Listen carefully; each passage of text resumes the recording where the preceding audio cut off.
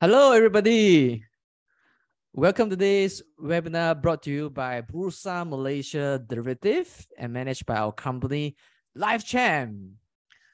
So today, we are very excited to be doing this topic that is titled Mastering Equity Futures, Tactical Tools for Trading and Hedging. So welcome, everybody. My name is Shane Shu. I'm the moderator for this session. All right. So today, we are going to look into how do we use equity futures to achieve our trading objective, whether to help us to speculate or scalp in the market for speculative gain, or we can use equity futures to hedge our stock portfolio. All right. So in a market downturn, we'll be able to use and to learn how to use equity futures to hedge our stock portfolio. In the bear market, we can still profit from the equity futures. Okay, now the market is very volatile. The rising interest rate environment, coupled with the recessionary fear, has caused the market to be extremely volatile and also bearish. So it is very timely for us to look into how do we use equity futures to protect our portfolio and also use it for speculative gain. Before we begin, allow me to share the disclaimer. So whatever we share in this session is only for educational purpose. So in no way that will give you any recommendation for you to buy or sell any listed derivative that we mentioned here. So if you decide to make any investment or trading decisions, you're 100% responsible for all your investment risks. All right. So it gives me great pleasure to introduce our speaker today. And she is none other than Pauline. Hello, good evening, everyone. Yeah, so Miss Pauline is the CEO of Sigma Wealth Sdn Bhd. She's a certified financial planner and a licensed financial planner with SC and Bank Negara. Currently, she holds the chairperson position in the Financial Planning Association Malaysia, Johor chapter, and she's also their course facilitator for the FBMKLCI courses. Now, Pauline is the author of 5 investment and financial planning books, including the MPH and popular bestseller, I Love Stocks and I Love Trading. Now, she has been a regular writer for various magazines and newspapers such as Nanyang Xiangbao, Money Compass, Chita Bella, Personal Money, and others. Now, currently, she is a regular commentator for City Plus FM radio station for the Daily Stock Market Outlook. She has 14 years of experience delivering capital market trainings to over 5,000 retail investors in over 50 public programs and in-house programs by financial institutions. And she has 10 years of experience trading BMD and foreign futures. Now, she is also the first female certified chartist in Malaysia and a member of the Society of Technical Analysis UK. And she received her MBA in France from University of Leicester, MBA in Finance from University of Leicester, UK, and her BBA in Finance from York University, Canada. So, Pauline, good to see you here today. Hi, Shane. Hi, everyone. Yeah, good to be here. Okay, so all right. Shall I start? Yeah, please. Okay, so I'll take over from Shane and let me share my screen. Okay. Okay, so let me see that today's topic is called Mastering Equity Futures Tactical Tools for Trading and Hedging. So welcome, and my name is Pauline Yong. I'm a certified financial technician, and I'm also a licensed financial planner. So before we begin, so perhaps I need to ask, how many of you have actually started in the futures trading? Okay, all along I've been talking about equity trading, right? So today's topic is on futures market. Okay, so how many of you are already investing or trade futures in the futures? Okay, so if you have trade futures, you put a 1. If not, then you just say never or 0. Okay, so if you have been trading futures, you put a 1. Quite a number of you have been trading futures. Okay, and a number of you not yet. Okay, very good. More people know with no experience. Okay, sure. Okay, I will make it very, very simple. Initially, when I just started in the futures trading, it took me quite a while to understand. After I understand it, then I found it very, very useful in terms of trading. And now on a daily basis, I am trading futures. even more than I trade stocks. Okay, so it is so convenient and so easy and such that I have been trading futures more regularly than I trade the stocks. So today I would like to share with you what are the basic knowledge for futures trading and how do we trade. Okay, so I will talk about the history behind it, and also where do we find the sources, and as well as some of the trading strategies. Okay, although I will not go into like too many, there are so many trading strategies, but I will just touch on one or two trading strategies that are very easy to spot. Okay, so in trading, it's just about technical analysis. So you just need to spot those easy pattern, and once you can spot those easy pattern, then you just have to repeat over and over again, and then make sure you do your stop loss and manage your psychology, your mental emotion. Then you'll be able to sustain, okay, in order to profit in the futures market. Okay, so let me begin to kickstart your futures trading. So today's lesson is for the beginners. So hopefully it's a starting point for you, and then you will try to learn more and to maybe perhaps on a paper trade first. After some paper trade, you gain some confidence, then you go on the real trading. So what I will go through is the basic of this the derivative market, and also particularly look at index futures. Okay, so today's futures is about index futures, and the index futures will be our KLCI index and our FM70. And we will look at the fundamental factors behind them. Okay, so what drives this index to move their prices, and also to learn some simple trading strategies for these index futures, and also to gain some insights on the FTSE for Good index. So this will be the new index futures, which is going to be launched in December, and also to explore the various case studies. So these case studies will be incorporated in the middle there. Okay.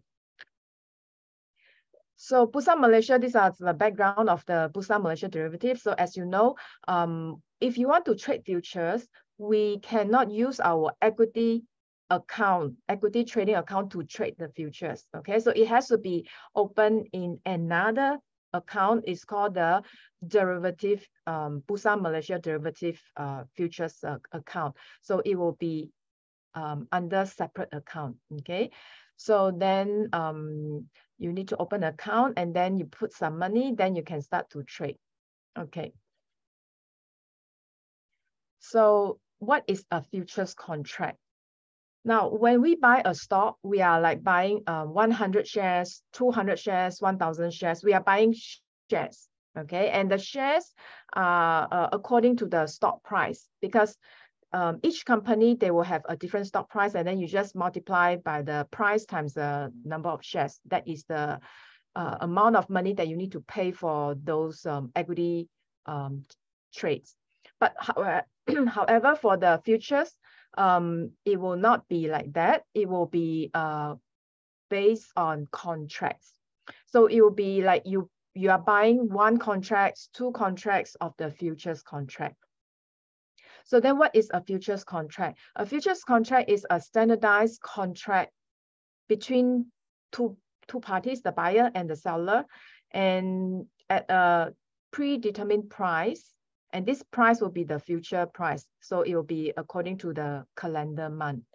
So for example, now is November. So you'll be, if you are trading the November month contract, it will be based on the November. And then you can also buy December and March and June. Okay, so you can buy the further months contract.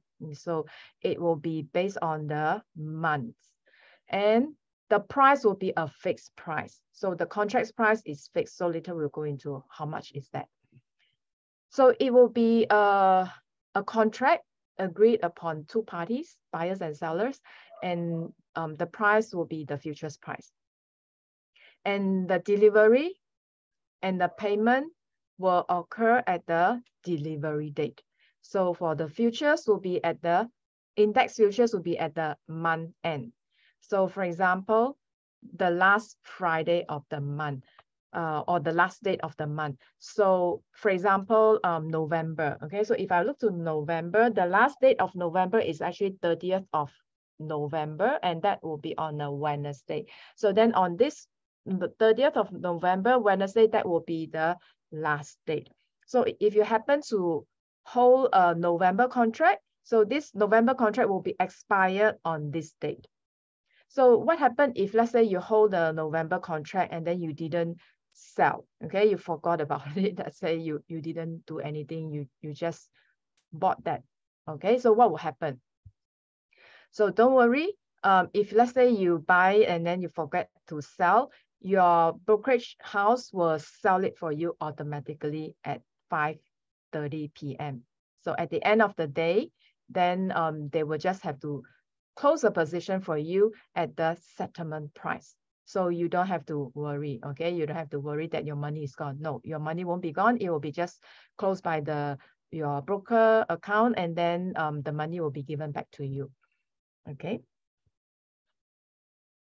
So there are two major types of the futures contracts that are very, very popular that you can trade either in Malaysia or in any part of the world as long as you have a futures market. So in Malaysia, we are trading very popular is the index futures and the FCPO, the crude palm oil. Okay, so we have the commodity futures and the index futures. These two are the most popular futures contract in Malaysia. So if, let's say, you are looking at trading the futures market, you want to ask what's the contract that people are trading. So most likely you will hear that people are trading the FCPO. So the FCPO is actually more popular than the index futures, and that FCPO will be more volatile than the index futures, which to me, because my risk is more to the conservative, okay? I cannot take too much risk. So I don't trade the CPO. I don't trade the FCPO, but I will trade the index futures. And I will look at the index futures on a daily basis. And I will just observe if, let's say, today, I look at the market in the morning and I see that it is like 50-50, meaning that there's a 50 chance that the market will go up, and then there's a 50 chance that the market will go down. In this kind of a situation, I will not trade. Okay, so you look at the sentiment and then the market in the beginning of the day before the market start at 8 o'clock or 7:30, when you look at the US index, you'll be able to know what will be for today. Basically, this morning, I already know that today is 50-50, but I look at the situation is more a bit to the bearish side. Okay, so that is the opinion to me was established even right before the market opened, because you look at the US market and then you look at you can feel the sentiment of the futures market, which is related to the stock market. Then you will be able to see that it is actually looking at not very bullish today. Okay, and in fact this week is not very bullish. Okay, close auto, structure warrant. Okay, yeah, some of you trade warrants, but this futures contract is not like warrants, because it is based on like warrants, it is traded in the equity market. So futures will be strictly in the futures market. Yeah, you see, most. Okay, so you said that yesterday the US was bullish, right? So naturally you would think that today the Malaysian Bursa index will be bullish, right? A lot of people would think that today is supposed to be bullish, but why is it that I look at it and then I said that it is bearish? Of course, there are certain reasons. Part of the reason is a political reasons. So not in a position to give my opinion, but then, yeah, we are also looking at the political factors as well. Okay, so that is looking at the index, which means that we not only we have the external factors, we also have the internal factors. Okay, so but today we will just focus on the external factors. Okay. Okay, so here we are looking at the contract, a standardized contract. Standardized contract meaning that it will be specified. Okay, so the contract size, which means that for example, the FCPO, they have 25,000 metric tons for the crude palm oil. Okay, so that is the size of the contract. So for the KLCI will be the index. Okay, the contract is with the index. So the index is 1,400 1440, right? So that will be our size, 1440. And then the contract month will be the current month and the next month. So it will be November and December. And then plus quarterly month. So what are the quarterly month? The quarterly month will be March, June, September, and December. Okay, so we have the current month and the next month, and then plus the quarterly month. So the quarterly month is December, and so happen is also the next month. Okay. Then the trading hours, later I will show you here. So this is the code, it's called the FKLI. Okay, so we trade the index, KLCI index, and in the futures market it's called FKLI. And the crude palm oil is called FCPO. Okay. So here we are looking at 1 point. So for each index point, so let's say we buy the one contract at 1440. Okay, let's say this morning you look at the market and then you manage to buy at 1440. So you long a contract at 1440. Okay, and if let's say throughout the day the price, the index, okay, for the futures market, the futures market will actually link to the spot market, and the spot market will be our actual KLCI index. So if let's say the actual KLCI index is going up, okay, then our futures market will be also going up. But however, today is very strange, right? Because you see that our futures market was very bullish, okay, but the actual market was bearish. At one time, in the first 15 minutes, our futures market was going to 1450 and above. So it was very, very bullish. But when the actual market opened in the morning at 9 a.m., we saw that the market actually came down. Then our futures market quickly reversed the trend. And then you see that people are selling down. So that is why sometimes when you look at the futures market, you may think this is the situation, but the actual situation may be different from what you're thinking. Okay, so meaning that we still need to observe the spot market. We cannot trade the futures market without looking at the spot market. It will be a disaster. I can say that it will be a disaster because you are just purely trading the futures market and then you look at the technical analysis, but you ignore the actual market, and that is wrong. Okay, so later when we look at the fundamental factors, we will still have to go back at the actual market, which is the top 30 component stocks. Okay, so here, if let's say you buy at 1440, right? Then if let's say the index go by 1 point, 1441, then you will see that your account will have 50 ringgit more. So you have a paper gain of 50 ringgit. So then as the price go further up to 1450, okay, you gain 10 points. So then you will gain how much? Will be 10 points times that 50 ringgit here. 10 times 50, that will be 500 ringgit. So in a normal day, usually for me, my target is about 500 ringgit only. So if I manage to hit that 500 ringgit in the first 15 minutes of the day, for example, from 8:45 a.m. until 9 a.m., the first 15 minutes, then I'll stop trading. Because I have reached my target, I don't have to keep on trading. The more you trade, the more risk exposure you are exposing yourself. So you don't want to expose yourself to unnecessarily. So once you hit your target, you stop trading. So then you just continue to observe the next day. Okay, so that is why it is very interesting. Okay, for me, I find that it is very interesting, and it's not difficult at all to trade the futures, provided that you have the right direction. Okay, so it's 1.50 ringgit, and the minimum price fluctuation is actually 0.5 index, 0.5. So that will be 25 ringgit.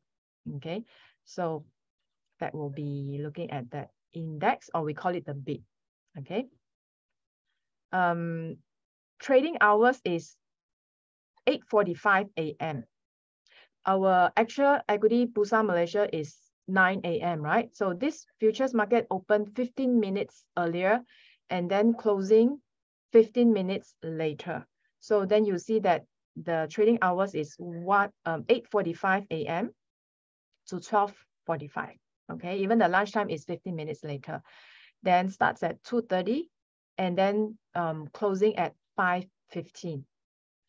So meaning that before the market open, 9 a.m., this 15 minutes, okay, if you guess correctly, most likely you'll be able to make your money for that, for the rest of the day. So meaning that you will be able to hit your target for the first 15 minutes. However, if let's say you are not sure, like probably today you look at it's 50-50, you may want to stay on the sideline and then wait for the market open. And sometimes, okay, another occasion is that when it was very bullish, okay, when it was very bullish, and then you are expecting the spot market, which is the actual KLCI index, to have a gap up. Okay, so in trading, the gap up, gap down, all these are very, very important strategies. So if let's say you are expecting the spot market, the 9 a.m. KLCI index is going to experience a gap up. So what you can do is that you don't trade in the first 15 minutes. Okay, you will wait until the 9 a.m., observe the gap up, count how many points. So for me, I usually count like 7 points, minimum 7 points in the spot market.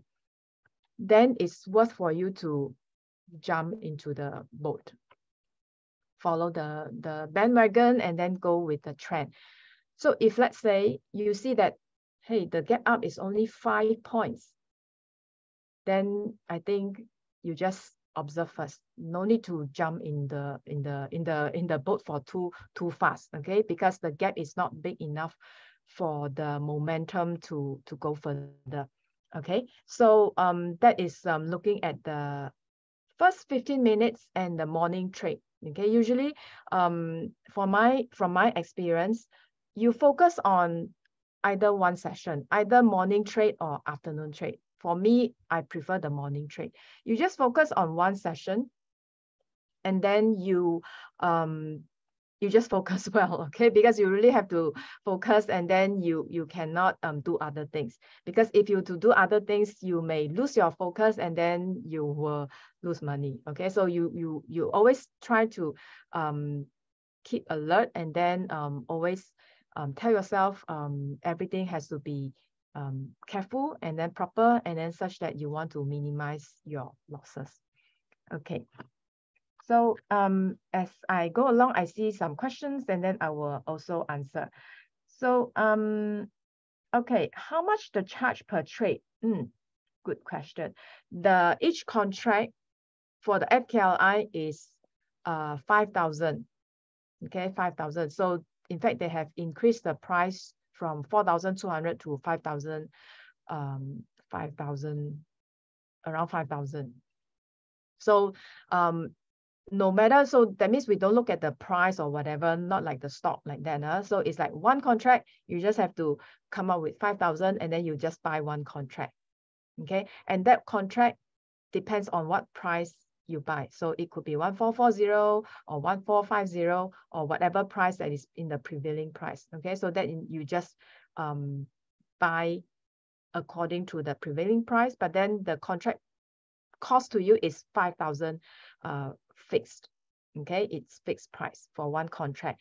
And then the brokerage is 15 ringgit. It depends on your broker. Okay, so the normal brokerage fee is about 15 ringgit. Okay, so some will offer 12 ringgit, 15 ringgit, but it's more or less there. So when you buy, you have to pay 15 ringgit. And then when you want to sell means close a position up, you also need to pay 15 ringgit. So everything is fixed. The price that you pay is fixed, 5,000 ringgit, and then the broker fee that you pay is fixed, 15 ringgit. So you can calculate your cost very, very easy. Okay. And then when you make 10 points, you make 500 ringgit. So 500 ringgit divided by 5,000 means that you make 10%. And then it can go and the other way, meaning that if you lose money, then let's say you lose 10 points, then you will lose 500. Okay. Is the US midterm election cause a bearish market today? Well, I don't know whether you noticed that today is the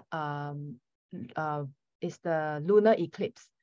Okay, lunar eclipse. And for traders, if you Google, many traders in the world, actually, they look at the lunar eclipse, solar eclipse, and these things like that, especially the commodities futures traders.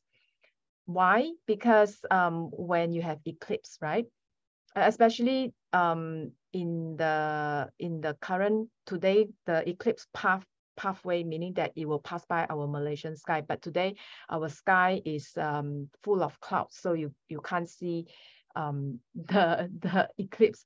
But actually for all the traders, right, most of the traders, they will look at that. So meaning that whenever you have eclipse, it will be emotional. Investors are more emotional. And it can go either way. It can go to a very bullish mode, or it can go to a very bearish mode. So today I look at the sentiment, it is more to the bearish side. Okay.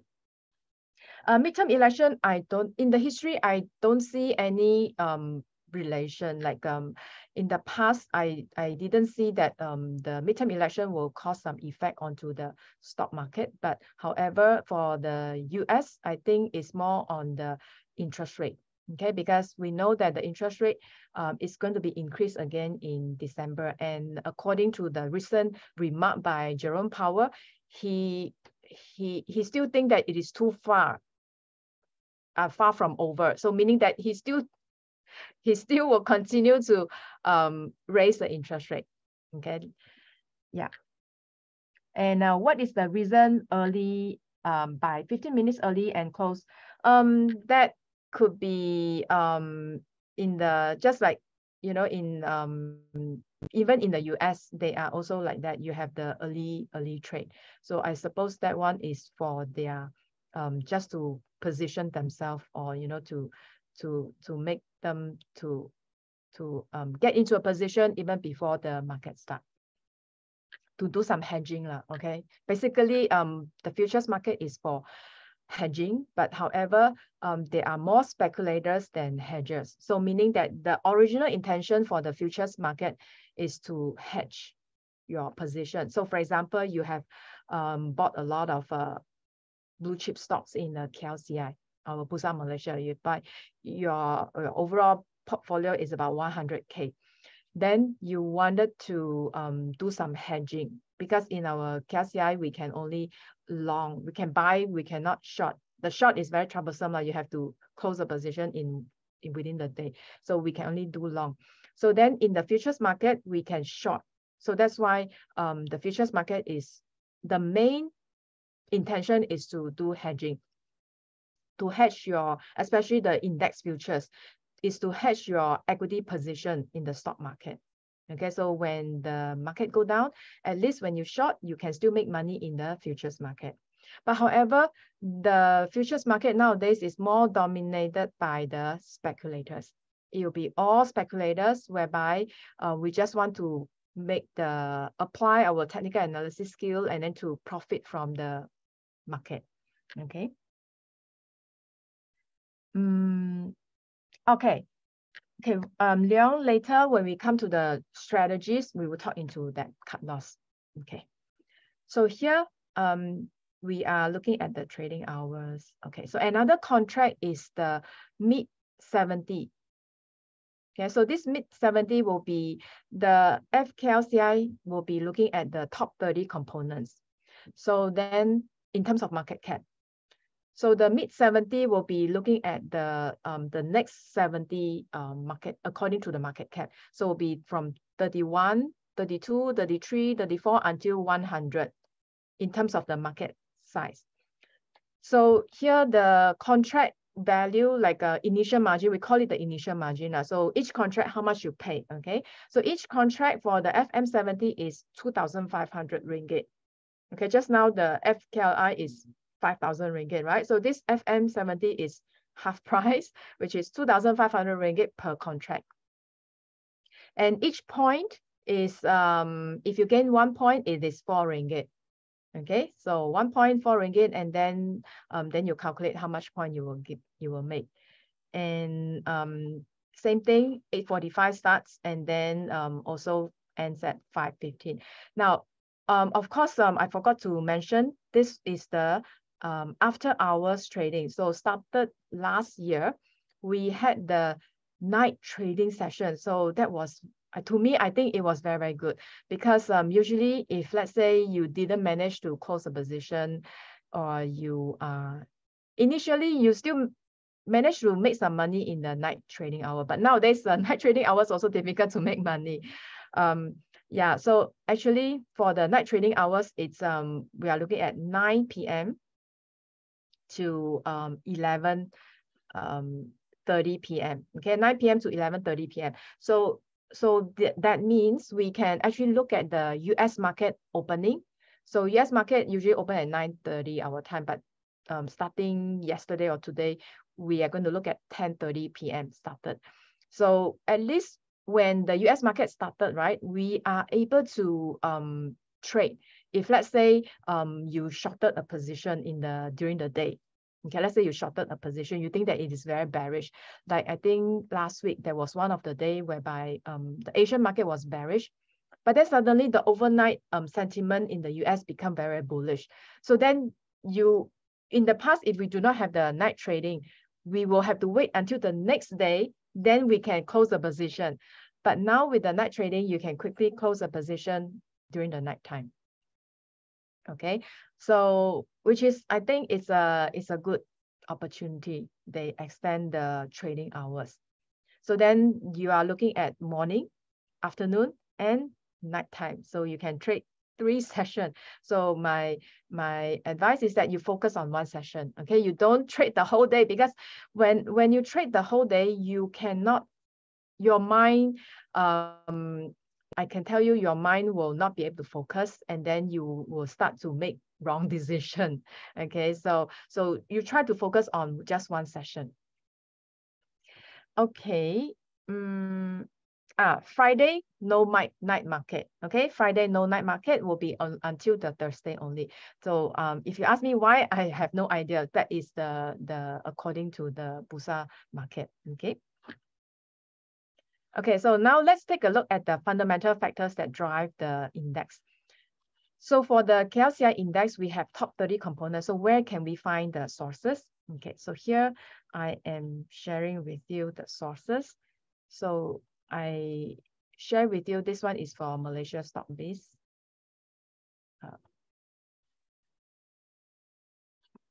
Okay, let me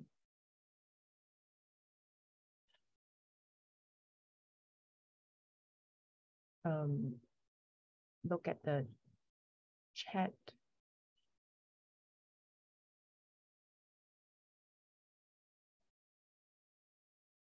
Okay. Okay, so this, you click that link, it will be that. Maybe Friday night, the brokers and those working also want to rest. No trading. Oh, also reasonable. Okay. Okay. So here we are looking at this. Okay. So here, if you to just click the market cap, it will be ranked according to the largest market cap. So what I want to stress is that because the derivative market is like a derived demand, the derivative come from derived. So that means that the futures market, the price, okay, the price fluctuations, right, is actually derived from the actual KLCI index. So then, and the actual KLCI index is made up of these top 30 component stock. So it will be important, very, very important that you monitor these few top 30 components, especially the top heavyweight component stocks like Maybank, 100 billion, and Public Bank, 85. So usually I'll look at these top stocks, the top 5 banks, Maybank, Public Bank, CIMB, RHB, Hong Leong, okay? And then plus the PCAM, and then Tenaga, and IHH, and P Metal. So these are the top 30 components. So you need to monitor. So how do you monitor? Okay, so you go to the chart here. Okay, so here I use the tradingview.com.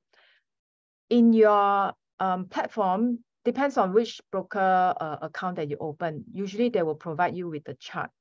Okay, so there are many brokerage accounts. So I don't want to mention the names. You can just Google. Okay, so there are so many of them. And then they will provide the charts to you. But however, for illustration purpose, I will use the tradingview.com. And then what is the ticker symbol? You just have to type FKLI. Okay, you type FKLI, it will lead you to this, and then you click, and then it will be a continuous current in front contract. So meaning that this chart is a continuous chart. Because our contract is like every month, right? So then every month it will be stopped, finished. Like November contract will finish at the end of November. Then December contract will finish in the end of December. So you will see that there's no continuation. So here we are looking at the continuation. Okay, so that means they just continue the rolling over, and then they plot this chart.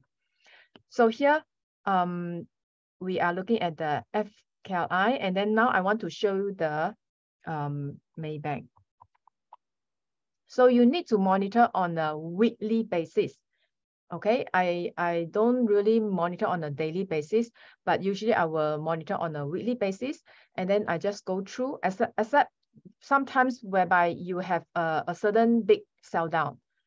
Then if there's a big sell down, I will have to quickly go to the Maybank and the top 5 banks, and then I will check their technical analysis, see whether they are still supported by the trend line. Okay, so here we see that Maybank technical analysis. So can anybody tell me what do you find this chart? Is this chart bullish or bearish? What do you think? Is this chart bullish or bearish? Okay, let me see where is my chart. Okay, I think sideways. Okay, some say bearish.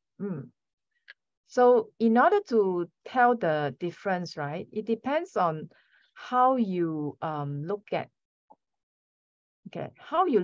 this chart. So basically, the 200-day moving average. So can you tell me, are we at above or below the 200-day moving average?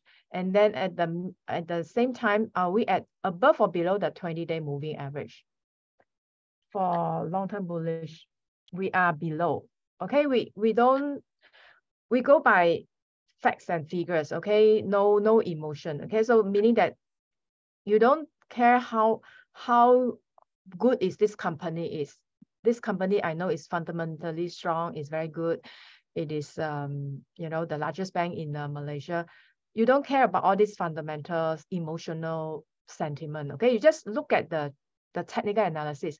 So you just ask yourself, this is a double top, and then this is a neckline, and then this is a 200-day, and then this is a 20-day. So currently it is below all of these. So conclusion is bearish. Okay, you just have to ask yourself this, is it below, is it above, or whatever. And then if you see all the criteria, so you give a conclusion, it is bearish.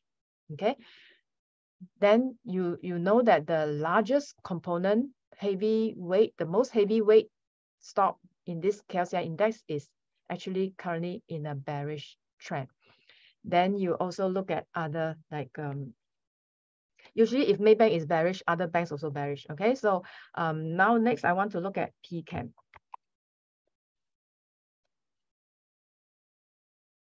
Okay, so if you look at PCAM, we are actually at also below the 200-day and that 20-day moving average, which also means that it is also bearish. Okay, but however, within the bearish, right, it is still within a horizontal trend. So meaning that it is moving sideways. Okay. Some say Hong Leong is bullish. Okay, let's see. Bank.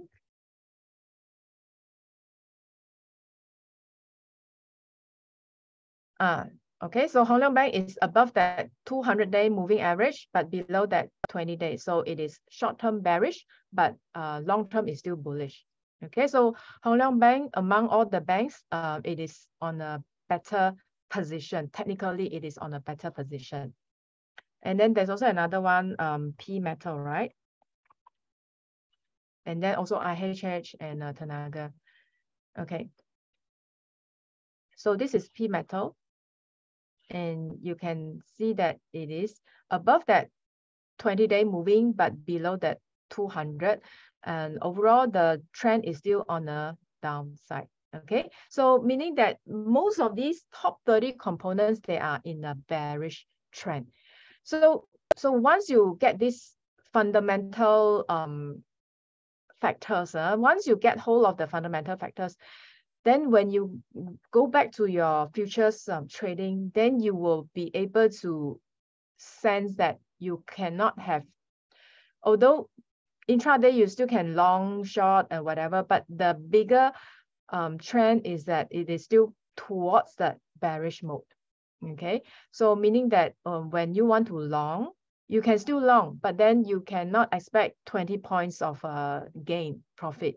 You probably will reduce your gain. Let's say you long at a certain price, and then maybe 5 points you close your position. So meaning that maybe in other days I want to take 10 points of a profit. So now I just take 5 points, and then I just close the position. Okay, so which means that this will give you the fundamental. So that means when you are trading futures, right, you have to look at both the fundamental as well as the technical analysis. Okay, because the fundamental will give you the longer term direction. Technical is more to the short term, but the fundamental will give you a longer term. Okay. Somebody asked about intra-Pacific free CDS opening. No, the futures market doesn't require the CDS. So it's not the CDS, okay? So CDS is purely the equity market. So the futures market is just the futures market. Okay. So then we look at here. Okay, so we go back to the PowerPoint. So here we are looking at the, I need to speed up a little bit. Otherwise, yeah, I have to. So these are the top 30 stocks lah. And then the mid 70. So now we are looking at the mid 70. So the mid 70 will be from the 31 until the 100. So where can we get the sources? So we can get from, I share with you another source. Is called the Saham.my. Okay, Saham.my also have that. component stock. So this one is the mid 70, the mid cap stock. And you just click the market, and then it will be ranked according to the market cap. So the largest market cap is Airport, Gamuda, Inari, all this. Okay, so then you just have to monitor. Now, which one is better? Do you trade the FKLI, you trade the FBM70? It depends on your preference. So if let's say you are more familiar with the mid-cap stocks, like all these small caps, mid-cap stocks, then perhaps you can trade the FM70. Okay, so if let's say you are more familiar with the blue chip stocks, the heavyweight stocks, then you can trade the KLCI. Okay, so it depends on your preference. Yeah, it's free. This website, all the websites that I show you, they are all free website. Okay, so so that is why I'm sharing all the free website here. Okay. Okay, so also the fundamental analysis, right? We also need to look at the macro. So for example, what is happening, or what is the main focus of the macro environment is the interest rate. So if you look at the interest rate, how many of you think that when the Jerome Powell stopped raising the interest rate, right, we should see the stock market reverse immediately and then go for a bullish trend? How many of you think that the stock market will reverse before the interest rate stop? How many of you think that it will be at once the interest rate stop raising, then the stock market will reverse? Or how many of you would think that even after the interest rate stop raising, the stock market will still continue to go down? Okay, give me your thought. One is that before the interest rate stop raising, okay, the market turn around. Number two, right after the interest rate stop, straight away you see the market go up higher. And number three, even after the interest rate stop, it will still continue to go down until some time, then only you recover. Okay, interesting. I have about like I have some 3 and the 2 and the 1 is like equal like that. 1, 2, 3 are all equal, like our election like that. Okay. Yeah. To me, my personal opinion is 3. So because I look at the historical trend, I study the interest rate hike and the interest rate policy and the stock market reaction towards the interest rate, and also the commodities, which is the crude oil price, okay, and also the US dollar. These 4 things are the US dollar, the commodities, the interest rate, and the Dow Jones Industrial Average for the 100 years chart. And I noticed that the 1970s, the late 1970s to the early 1980s, that recession, we are currently very, very similar to that recession, very similar. We had the same thing, is that the US dollar was, but during that time, right before the situation was that the US dollar depreciated early 70s, because the interest rate high was actually at the late 70s. So the late 70s until 1979, 1980, the interest rate was almost 20% for the US, okay? 1980, and then they stopped raising the interest rate at 1981. But however, the stock market continued to go lower and lower until 1982 August. It continued to go down another 1 year. So what was the reason during that time? And that time was in the early 1970s, which means that in order to cause that, it brings back to the as early as 1971, when the President Nixon abolished the Bretton Woods system. And the Bretton Woods system is the gold standard. So during that time, the US dollar was pegged or tied with the gold. So meaning that if you have $35 US, you go to the central bank, you can exchange with 1 ounce of gold. Okay, literally you can use your US dollar to exchange with 1 ounce of gold, 35 USD for 1 ounce of gold.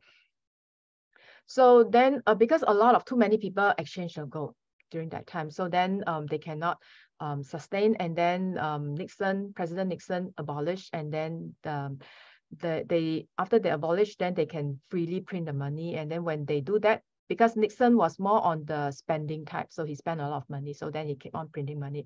So then the US dollar keep depreciating. So while US dollar depreciating, the oil price keep increasing. During the 1972, 73, 74, 75, the oil price keep increasing, and then while the US dollar keep falling. So what interesting is that the inflation was very, very high. Okay, it was caused by the cost push inflation, and as well as the imported inflation, because their currency was weaker. So imported inflation and together with that cost push inflation, so then they have this stagflation. So high unemployment, things like that. So when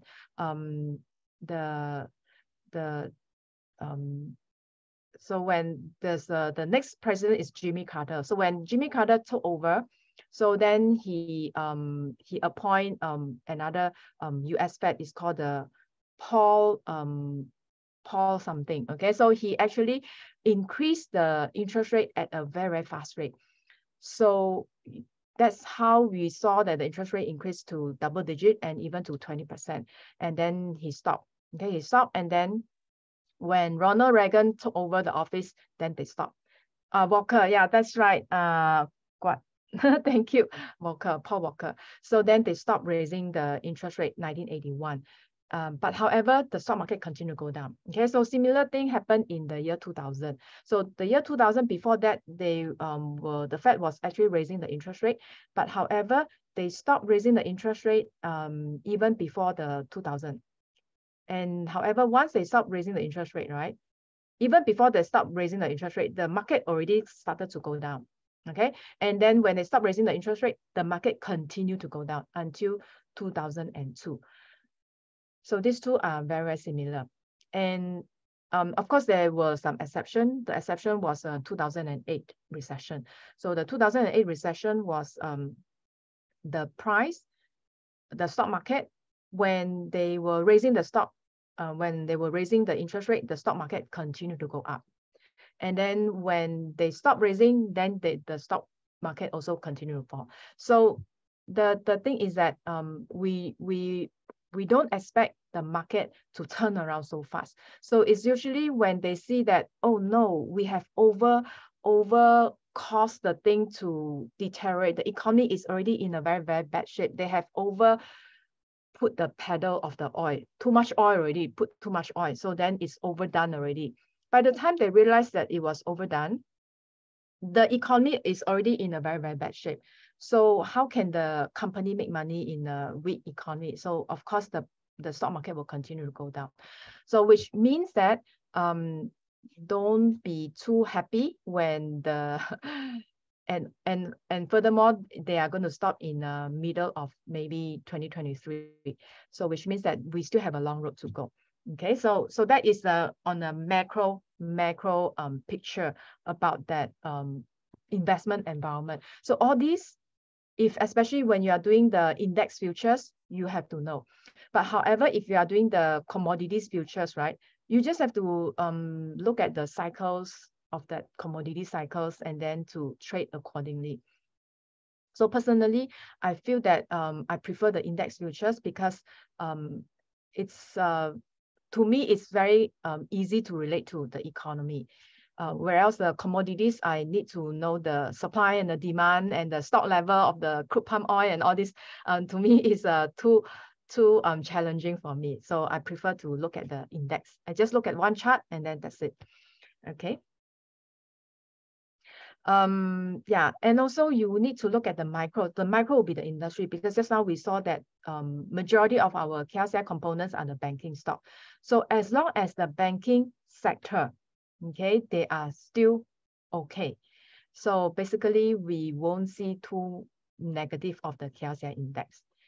Okay, so unless the banking sectors also sell down, then definitely the KLCI index will sell down as well. Okay, so and which means that when you are looking at the index futures, you also look at the industry sectors and sectors.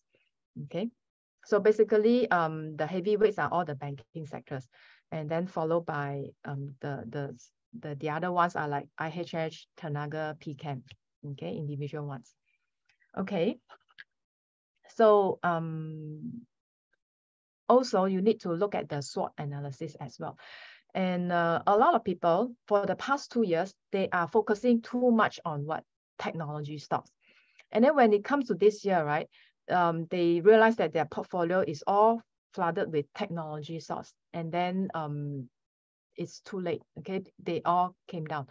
So it would be good that if you were to do a balanced portfolio whereby you have a portion in technology and then a portion in consumer and then banking, so that you have a well-balanced sector. And then because each sector, they will have a different fundamental. And then this one is more to the equity. So meaning that in the futures market, you will just focus on the top 30 component stocks. Okay, so I will not sidetrack. Okay, so this is the SWOT analysis. Okay, trading strategies. So trading strategies, they are basically you can either long or short. Okay, so let's go straight to the chart there.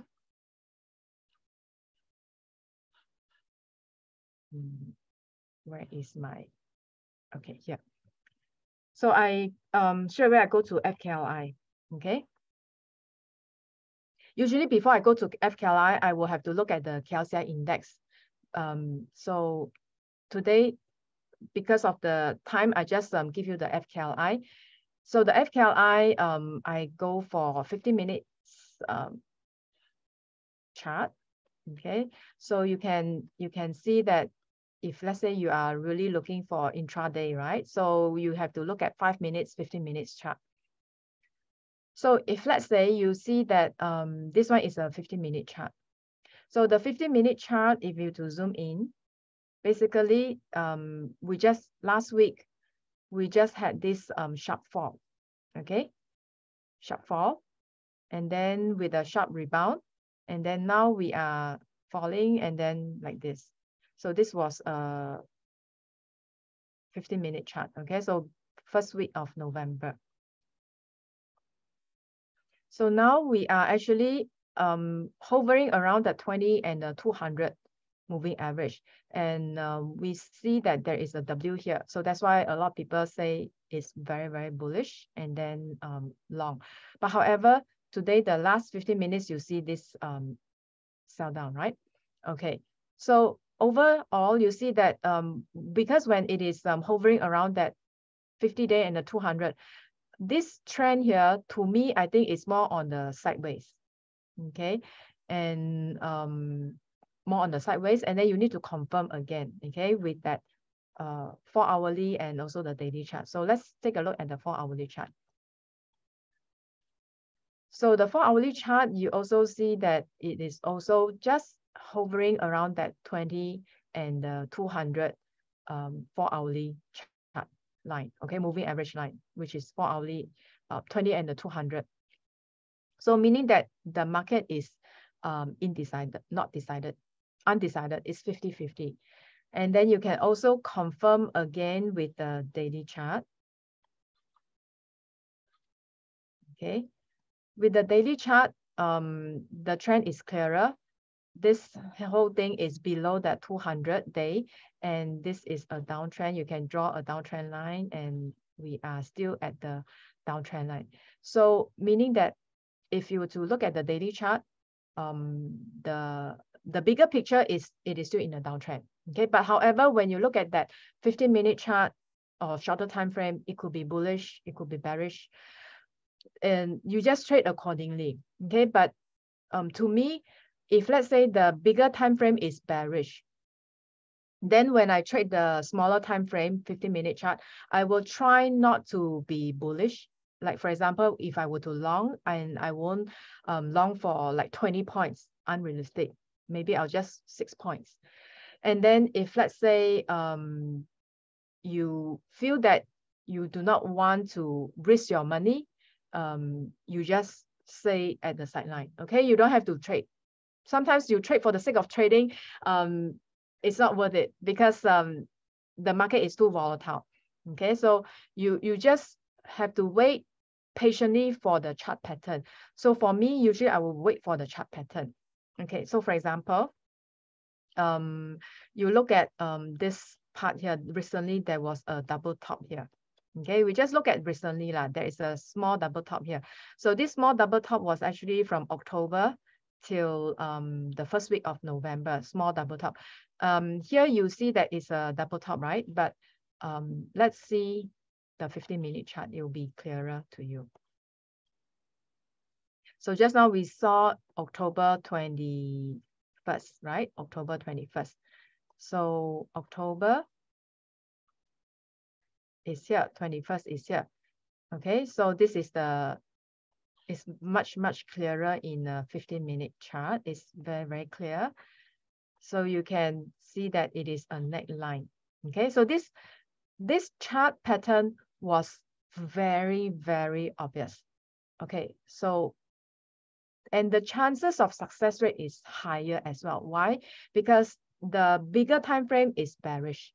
And then when the shorter time frame is also showing some bearish chart pattern, and you see that it's about to break, you just have to trade all this very obvious chart pattern trade.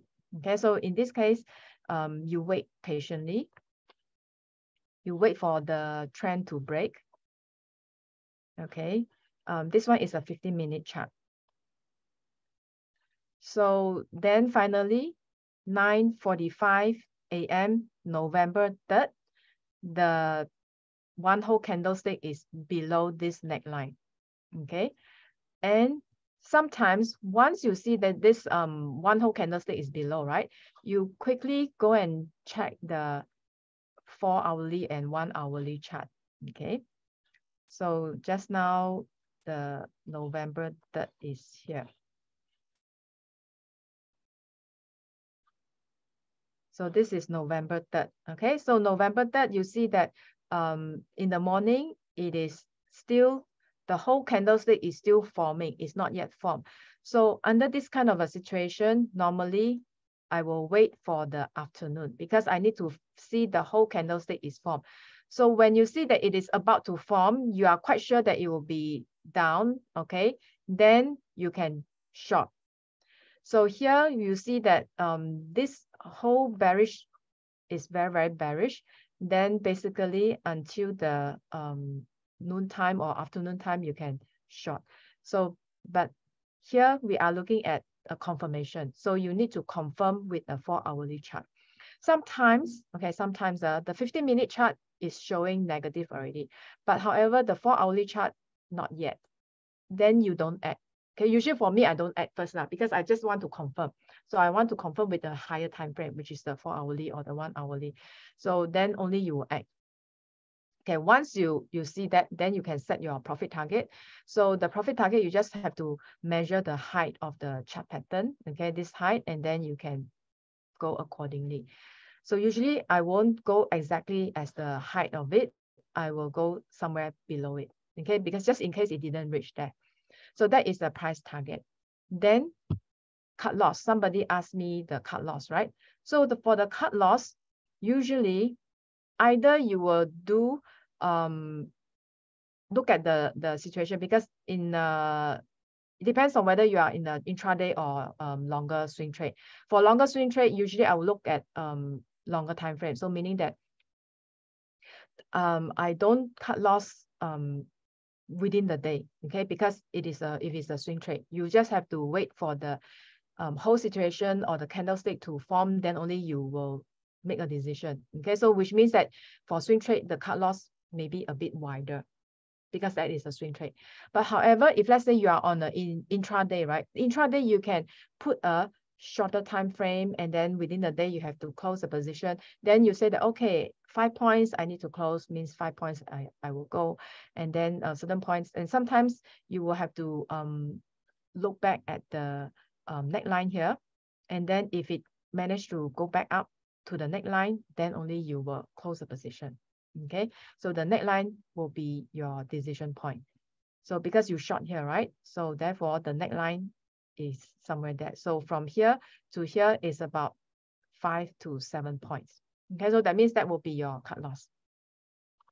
So this is one strategy whereby I find it very, very common to spot on, meaning that you just wait for the chart pattern. How often do you see a chart pattern?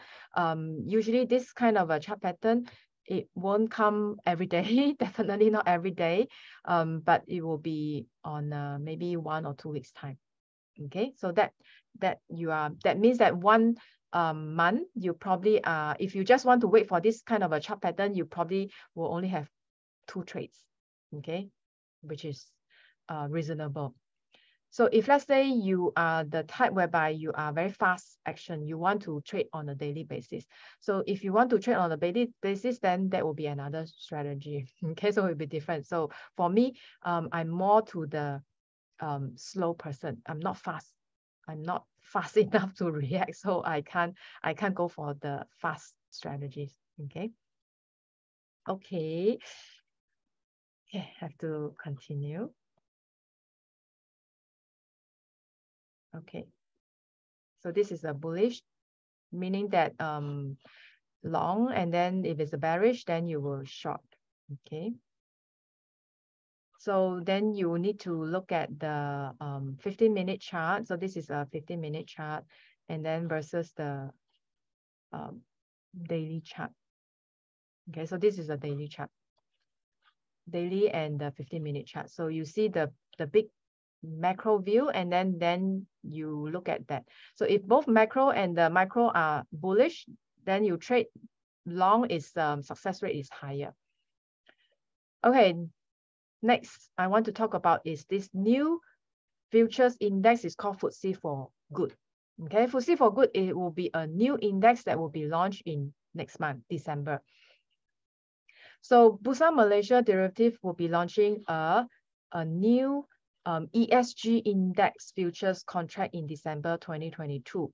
So I'm sure now everybody knows what is a ESG, right? So ESG stands for environment, social, and governance. So basically we are we want to keep up to the trend. The trend is that everybody, investors are all looking at ESG theme. So it will be interesting to have another alternative to trade this ESG index as well. So then what is this ESG index? Okay, so if you to look at here, there's a comparison. We see that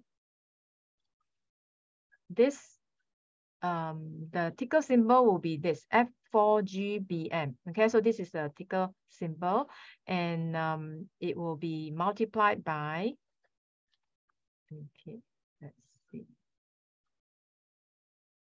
will be multiplied by 50 ringgit. Okay, so same as the index, 50 ringgit, and the index will be currently is about 800 index. Okay, the FM70 is about 12,000. Okay, so where do you find this chart? You can find in the TradingView and investing.com as well. You just have to type. Okay, so this one is a 5-year performance. So you can see that it follow our Malaysian KLCI index very, very closely. So we also have the horizontal trend at the moment. So it is having a horizontal trend. And this one is comparing our KLCI index and the FTSE for Good index. It is almost mirroring, You see, it's same. Okay, why? Okay, here we see that currently there are 87 constituents in the FTSE for Good Bursa Malaysia index, which also include 26 FBMKLCI constituents. So meaning out of the 30 component stock in this FTSE for Good BM index, right? It has 26 out of the 30. Of course, this one mirror the KLCI, okay? And this was launched in December 2014, okay? And what is the framework behind? The framework is that all the public listed company by since 2016, okay, since 2016, all the public listed company in Bursa Malaysia, they have to include this ESG or sustainability report in their annual report.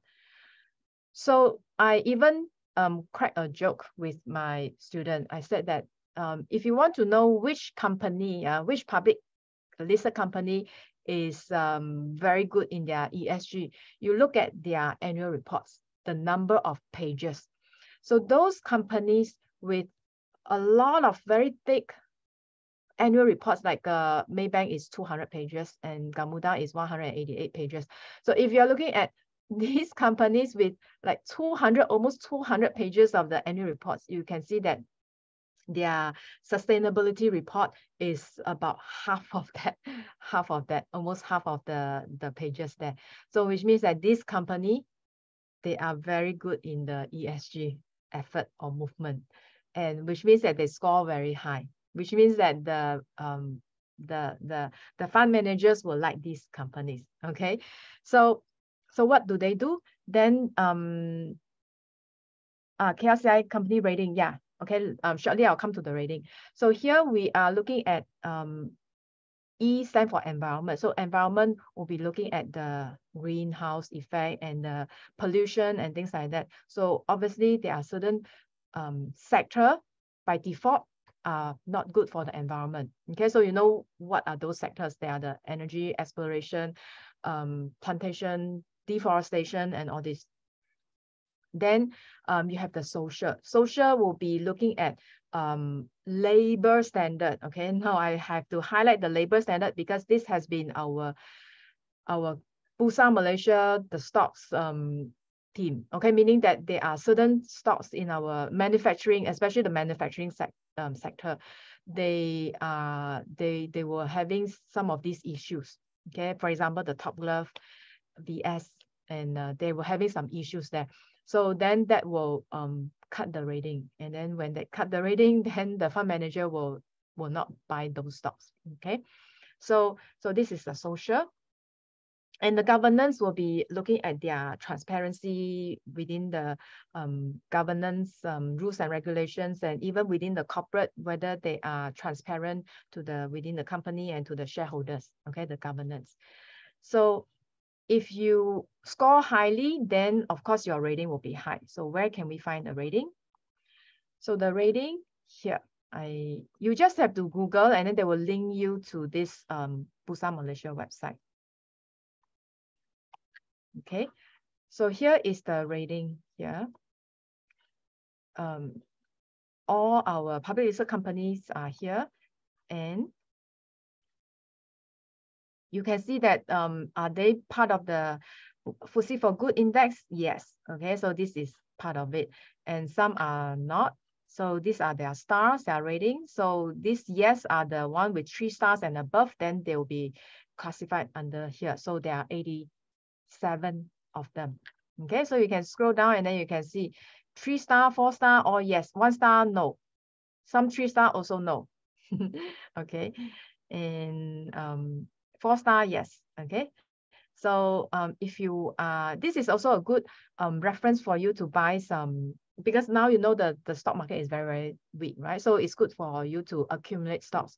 So if you want to looking for what stock to buy, you come to this list and then you see that these are the potential good stocks to hold. Okay. Okay.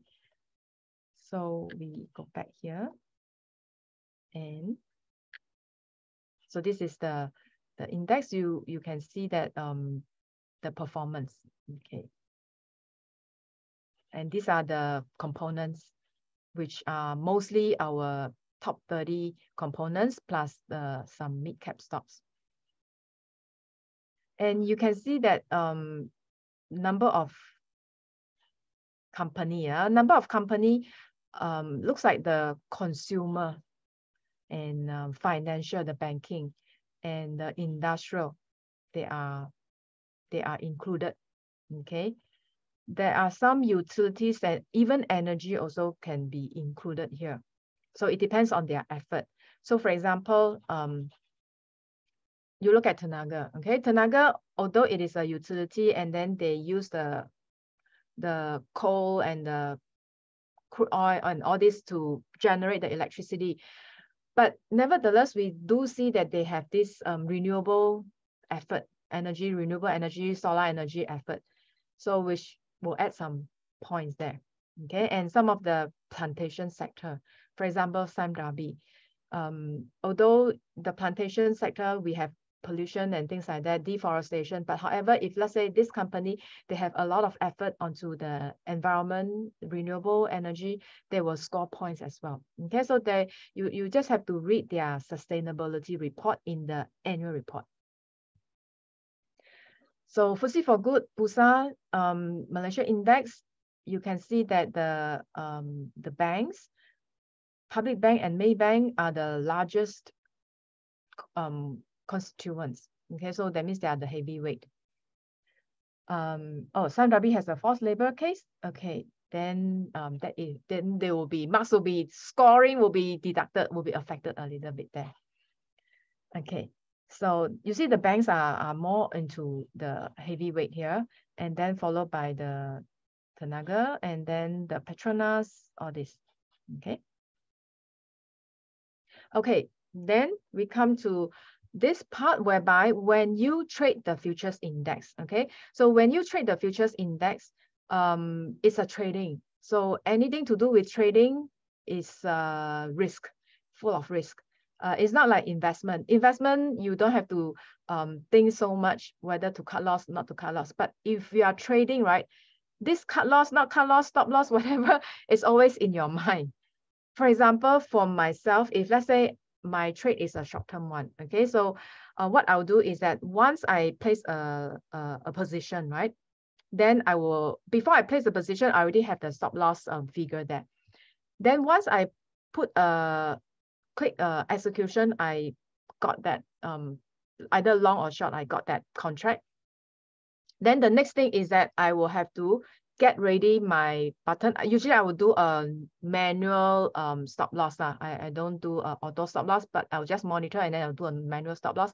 Then I'll put my finger, okay? I key in the price that I want to stop loss. I key in the price and then I'll put my finger at that button, okay? So if it happened to reach that level, okay, so then I'll just have to stop loss, cut loss, okay? So meaning there is no emotion attached, okay? You don't have to keep thinking, should I cut loss, should I not to cut loss, should I wait and see, or all these things, okay? So no, so you just have to follow the candlesticks, okay? So that is money management, risk management. What is risk management? Risk management is whereby you want to reduce your risk. There are 3 levels of risk management, 3 layers. The very first layer, I'm just talking about the overall, okay, for any investor, not only for this futures trading.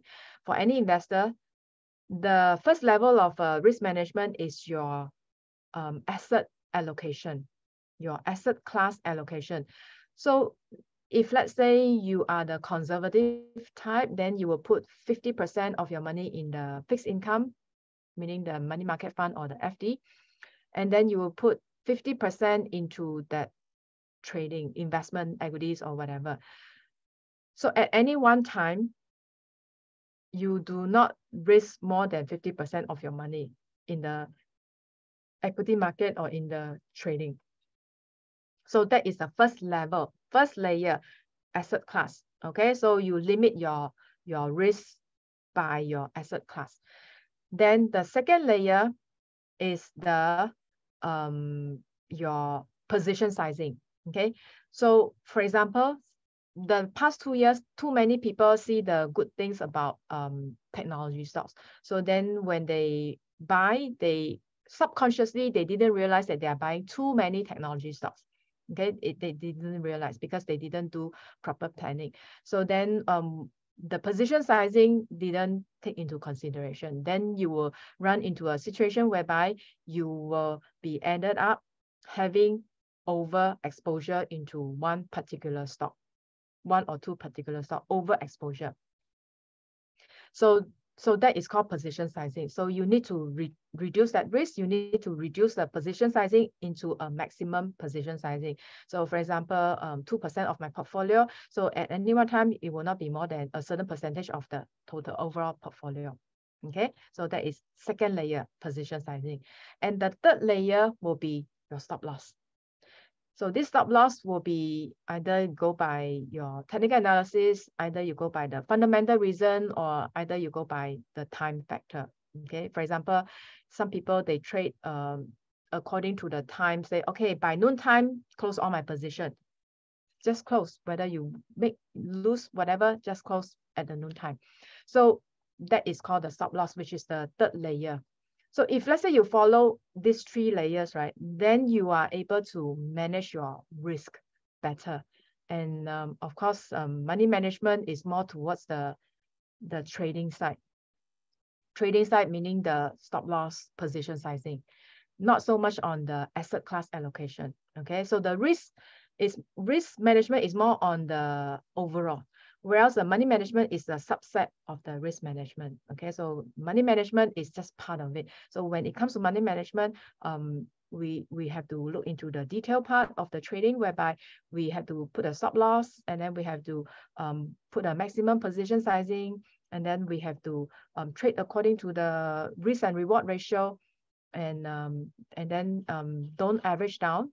Okay, although this is here, but it depends on the situation. Okay, so sometimes in layering. Okay, so when you trade, you will laddering, meaning that you will when it is on an uptrend, you will add your position. Okay, so meaning that you are actually averaging up. And then, so when it is downtrend, you are also adding a position, you are averaging down. So not necessarily is bad. So it depends on your strategy overall.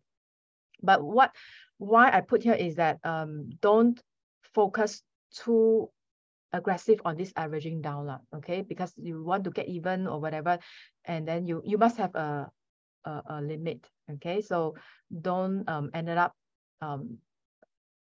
you cannot take the risk, and then you ended up over your risk limit.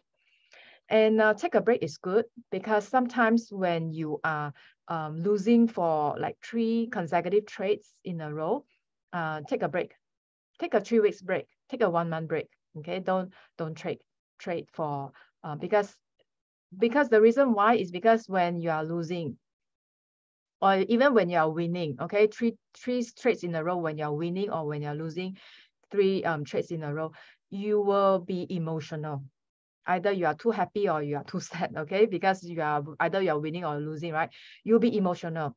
So when you are emotional, the next decision that you make will not be a objective decision. So it will affect your performance, okay? So that is why I feel that taking a break is good, okay? Sometimes you want some gains, and then you make some gains, and then you just take a break. Okay, so preserve your energy so that you can focus on the next trade. Avoid higher risk trade. Depends on your risk lah. Okay, some people can have a higher risk tolerance. You can go for that, but personally, I'm more to the lower risk tolerance. And then stick to your niche. Okay, what is your niche?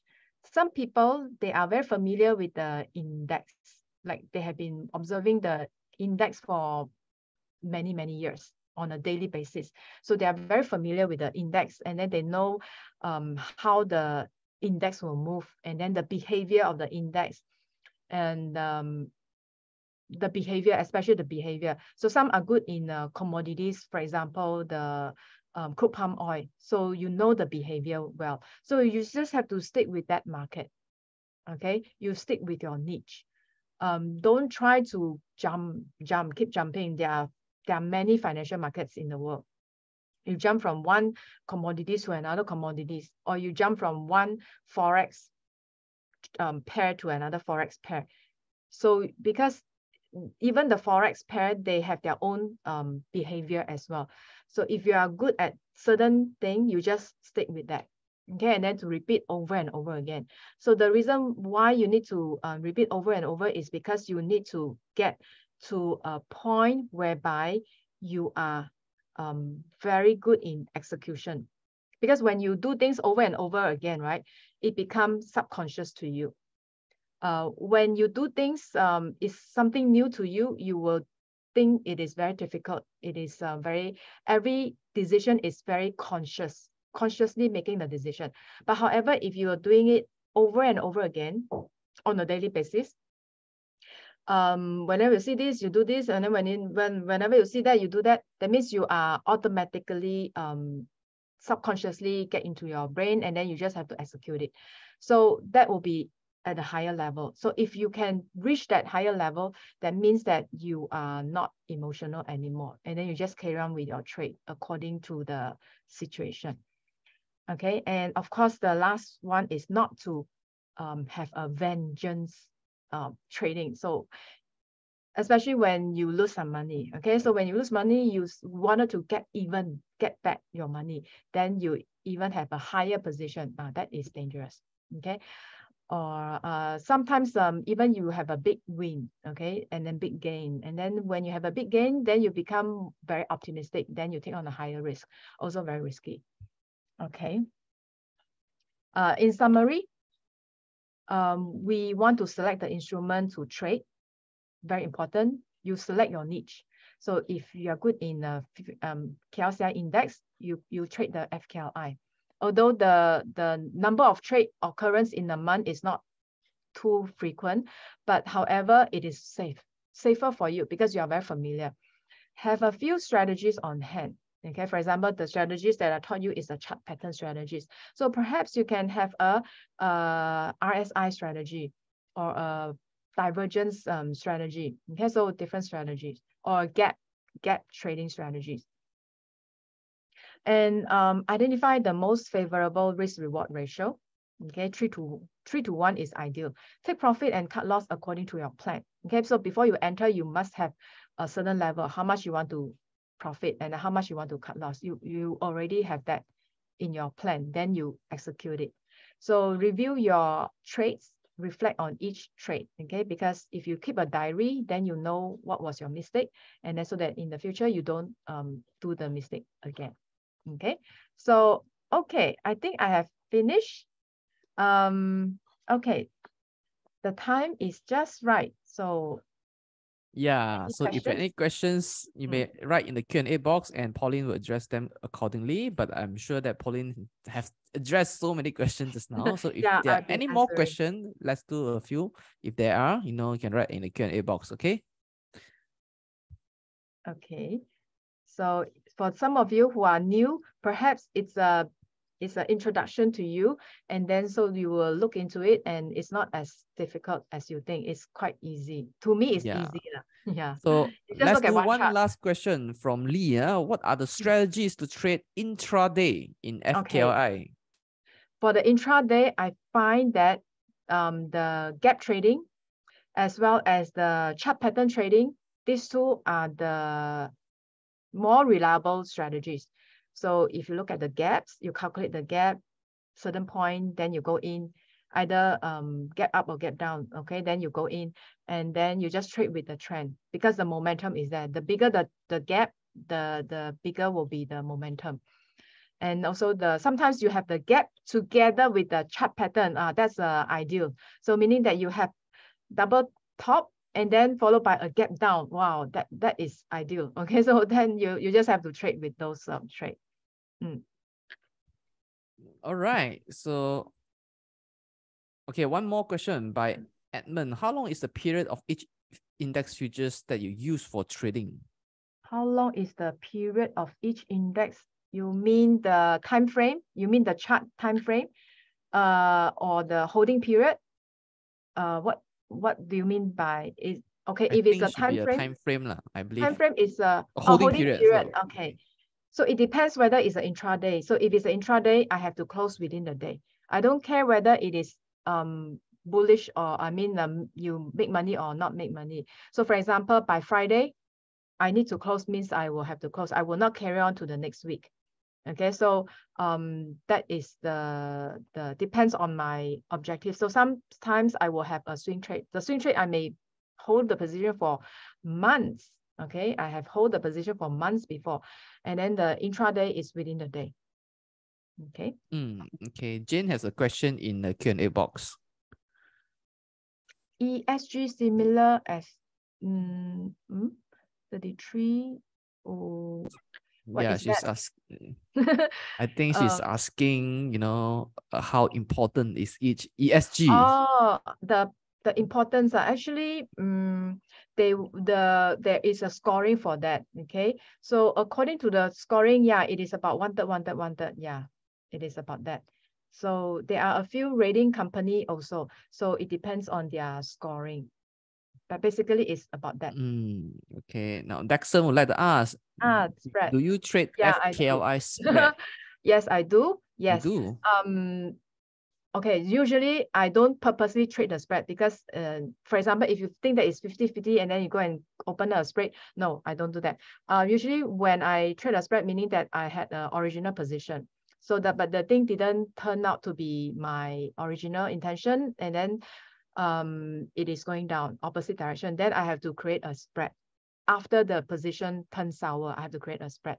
So then I'll be getting a spread. Then from there, I will monitor. So I will take profit on the one leg, and then I will take profit on the other one. You get me? So meaning that I don't purposely go into a spread position. No, but it's after when things turn sour, then I'll convert into a spread. Yeah. Wash. All right. Sell. So Chong would like to ask, can intraday loss be used to offset gain? Any wash sale rule? What is a wash sale? I don't understand. Offset gain. Oh yeah, sure. Of course, you should have a gain and loss.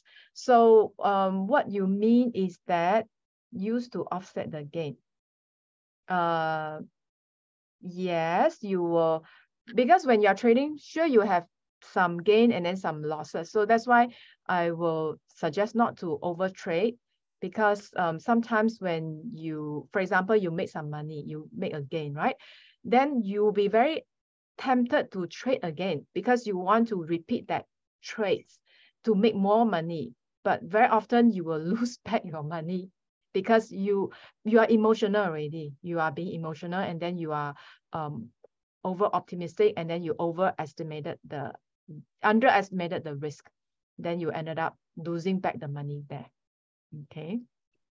So sometimes you just need to take a break. Yeah. All right, so it looks like there are no more questions on my screen. So let me go to my slide. All right, so there are still so many of you here. So I have great news to share, which is, if you're participating in our post-webinar survey, we are going to give away a Touch and Go e-wallet reload pin worth 30 ringgit to 10 lucky respondents who answer our survey questions. Okay, so we will randomly pick 10 persons who answer our survey questionnaire, and we'll give you 30 ringgit Touch and Go e-wallet reload pin worth 30 ringgit. So the survey will be launched right after this webinar and will also be sent to you via email. So we will reach out to the lucky winners within 2 weeks. Aside from that, since today our topic is on equity futures, we also want to let you know that we have this FM70 and WIN trading competition. So if you trade FM70 and you reach a certain, you have reached the top volume lot size, then you'll be able to get some of the prizes, okay, cash prizes. Okay, so for retail investor, you may participate in the retail trading category. So you're not competing with the professional traders who has huge volume. Okay, so you're only competing with the retail trading category, where if you have a lot of trading volume, then you'll be able to walk away with some of the cash prizes. So the second round of the campaign started 1st November, which just started last week until 31st of December. All right. So if you don't want to trade the FM70 so regularly, You can also join this FM70 quiz challenge. So this is bi-weekly quiz challenge that will be hosted on the Bursa Malaysia, Bursa Marketplace social media account. So what you need to do is just answer the quiz in the Google form. All right. And then you'll be able to stand a chance to win 100 ringgit. Okay. So we're giving out to about 24 winners. Last but not least, we also have this, derivative e-learning series, DEL, which is prepared and presented by SIDC. So if you want to learn more about derivatives, SIDC prepared an entire series of e-learning series on derivatives. So you can go there and learn about derivative. Okay. Now, our next webinar is titled Trading BMD Futures for a Living, Critical Lessons You Need to Know to Get Started. So this webinar will prepare you, to be a professional or full-time trader that trades BMD futures for a living. What are things and essential building blocks and essential skills that you need to master before you should go on full-time? All right. So in the next lesson, we will explore what are the critical lessons that you need to know before you trade full-time. All right. So it's happening on 24th of November, 2022, 8:30 to 10 p.m. So here is the registration link I've given you in the chat box. So you may register for it right away. All right. So with that, I will conclude my session for today. So thank you, Pauline, for sharing with us about how to use equity futures for trading gain and also to hedge our portfolio. So thank you everybody for tuning in to this webinar. Hope that this has added enormous value to you. All right. So we'll see you in our next webinar. Bye everybody. Thank you. Bye bye.